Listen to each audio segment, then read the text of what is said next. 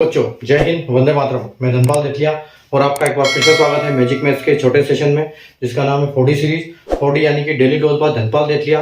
एक ऐसी सीरीज जिसमें एक इंपॉर्टेंट क्वेश्चन का डोज आपके लिए डेली लेके आता हूं दोपहर 12 बजे मैजिक मैथ्स के यूट्यूब चैनल पर।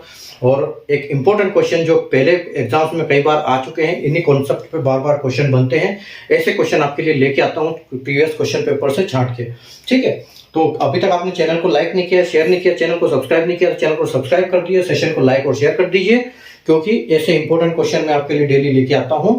और आज का जो क्वेश्चन लेके आया हूं ट्रेंड टॉपिक से लेके आया हूं। ट्रेंड टॉपिक पे बहुत अच्छे अच्छे क्वेश्चन आते हैं एग्जाम पर। ठीक है, तो क्वेश्चन को सोल्व करने से ज्यादा उसको लॉजिक समझना उसके लिए बहुत जरूरी है। अगर आप लॉजिक समझ लोगे तो किसी भी टाइप का क्वेश्चन घुमा फिरा के देगा तो आप उसको आसानी से कर लोगे। ठीक है, तो देखो आज का क्वेश्चन क्या है कि two trains started from station A and B running in same direction at a speed of 36 kilometre per hour and 30 kilometre per hour respectively. Distance of station A and B is 48 kilometer and both trains met at station C. Find the distance of station B and C. ठीक है, यहां पर देखो दो रेलगाड़ियां station ए और B से क्रमशः 36 किलोमीटर प्रति घंटा और 20 किलोमीटर प्रति घंटा की चाल से समान दिशा में चलना शुरू करती है। स्टेशन ए और स्टेशन बी की दूरी 48 किलोमीटर है और दोनों ट्रेनें स्टेशन सी पर मिलती है। स्टेशन बी और सी की दूरी ज्ञात कीजिए। तो देखो यहां पर एक लॉजिक समझना पड़ेगा आपको। ठीक है, ये आप समझ लो कि स्टेशन ए है। ठीक है, ये है स्टेशन ए। यहां से दो एक ट्रेन चली, ठीक है, और एक ट्रेन चली स्टेशन बी से। ठीक है, और ए और बी का दूरी कितना बताया इन्होंने? ए और बी की दूरी है 48 किलोमीटर। ये जो दूरी है 48 किलोमीटर की दूरी है। ठीक है, और ये दोनों ट्रेन चलती है और कहां पर मिलती है? ये आगे एक और पॉइंट है स्टेशन, ये है स्टेशन सी।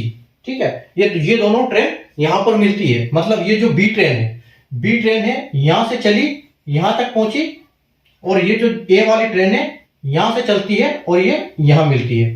तो ये दोनों ट्रेन स्टेशन सी पे मिलती है।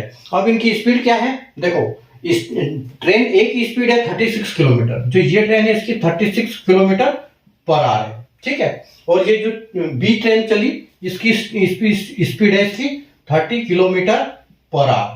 ठीक है, तो इसकी चाल कम है, इसकी चाल ज्यादा है। अब यहां पर एक फॉर्मूला आता है कि जब दोनों कोई भी दो मूविंग ऑब्जेक्ट एक ही दिशा में चलते हैं, सेम डायरेक्शन में चलते हैं, तो उनकी चाल होती है माइनस, और उसको बोलते हैं रिलेटिव स्पीड यानी कि सापेक्ष चाल। जब कोई भी मूविंग ऑब्जेक्ट या दो ट्रेन या दो बस जो भी है एक तरफ चलते हैं, एक ही डायरेक्शन में चलते हैं, तो उनकी स्पीड पहले की स्पीड में से दूसरे की स्पीड माइनस होती है।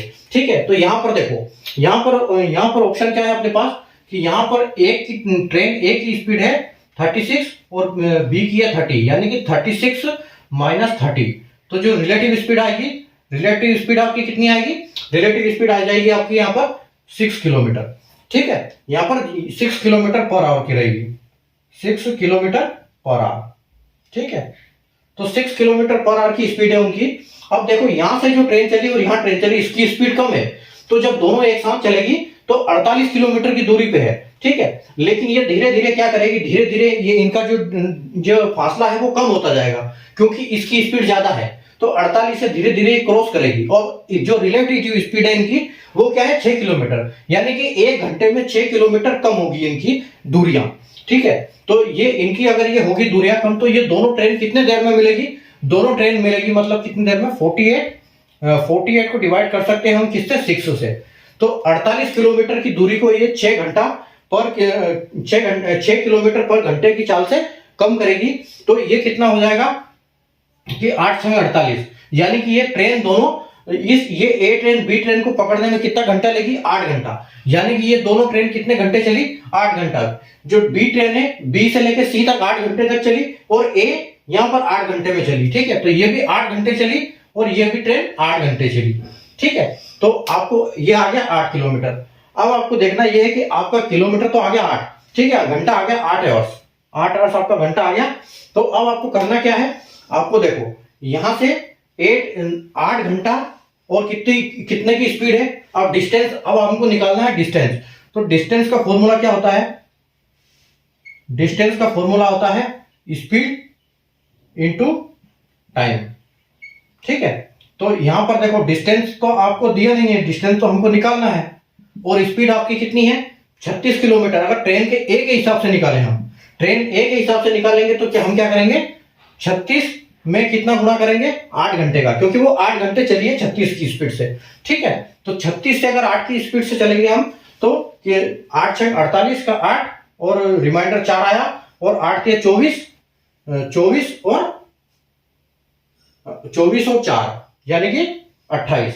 ठीक है, तो 288 किलोमीटर टोटल वो ट्रेन चली है। उसमें से अगर डिस्टेंस पूछा है कि बी और सी का, सिर्फ बी और सी का डिस्टेंस पूछा है, तो 288 में से हम क्या करेंगे 48 किलोमीटर माइनस कर देंगे।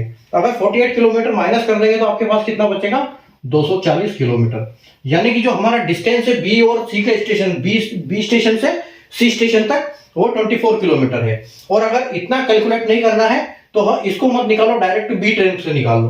ठीक है, तो जो बी ट्रेन के हिसाब से मिलेगा तो क्या मिलेगा डिस्टेंस। ठीक है, तो 36 इस यहां पर 30 आएगा, 30 इंटू 8, तो ठीक है 8 क्या 24 यानी कि ये 240। क्योंकि ये ट्रेन यहां से चल रही है तो ये 48 किलोमीटर, इसमें माइनस करने की जरूरत नहीं है। ठीक है, और एक सबसे अच्छा एक फॉर्मूला मैं आपको बताता हूं कि याद रखने का फॉर्मूला। अगर आपको ये फॉर्मूला याद नहीं होता है कि इसका स्पीड टाइम डिस्टेंस का, तो एक सबसे अच्छा एक मैं उदाहरण देता हूं आपको इसका। ठीक है, आपको जैसे अगर हम डिस्टेंस की बात करें तो डिस्टेंस निकालना है तो हम क्या करेंगे स्पीड इंटू टाइम, शॉर्ट में लिखता हूं मैं थोड़ा सा। डिस्टेंस निकालना है, डिस्टेंस इज इक्वल टू क्या होता है स्पीड इंटू टाइम। ठीक है, सिर्फ एक ही फॉर्मूला है जिसमें मल्टीप्लाई होता है, और अगर स्पीड निकालना है आपको तो डिस्टेंस अपॉन टाइम होगा, और टाइम निकालना है तो डिस्टेंस अपॉन स्पीड होगा। ठीक है, देखो अब इसको याद करने का फॉर्मूला, इसको याद कैसे करेंगे हम, इसको याद करेंगे देखो डी, एबीसीडी में सबसे पहले आता है डी। ठीक है, डी को डिवाइड करो। ठीक है, और उसके बाद आता है एस, उसके बाद आता है टी, तो एस टी। ठीक है, अब इन तीनों को क्या करो 3 पार्ट में डिवाइड कर दो। ठीक है, तो जो ऊपर वाला है वो हमेशा डिवाइड करेगा, और जो आमने सामने वाले हैं वो हमेशा मल्टीप्लाई होंगे। ठीक है, तो डिस्टेंस निकालना है तो स्पीड इंटू टाइम, स्पीड निकालना है तो डिस्टेंस डिवाइड बाय टाइम, और टाइम निकालना है तो डिस्टेंस डिवाइड बाय स्पीड। ठीक है, तो ये जो मैंने ये बनाया आपके लिए, ये बहुत अच्छा है याद करने के लिए। ये तीनों फॉर्मूले स्पीड टाइम डिस्टेंस का फॉर्मूला याद करने के लिए। ठीक है, तो उम्मीद है आपको कॉन्सेप्ट आज का समझ में आया होगा, साथ में ये कॉन्सेप्ट भी याद करने वाला। ठीक है, तो सेशन को लाइक कर दीजिए, शेयर कर दीजिए, और चैनल को सब्सक्राइब कर लीजिए, क्योंकि और आप देख सकते हो ऑप्शन हमारा 240 ऑप्शन सी ऑप्शन है हमारा। ठीक है, ऑप्शन सी बिल्कुल करेक्ट आंसर है आपका इस क्वेश्चन का। तो सेशन को लाइक कर दीजिए, शेयर कर दीजिए, चैनल को सब्सक्राइब कर लीजिए। Thank you.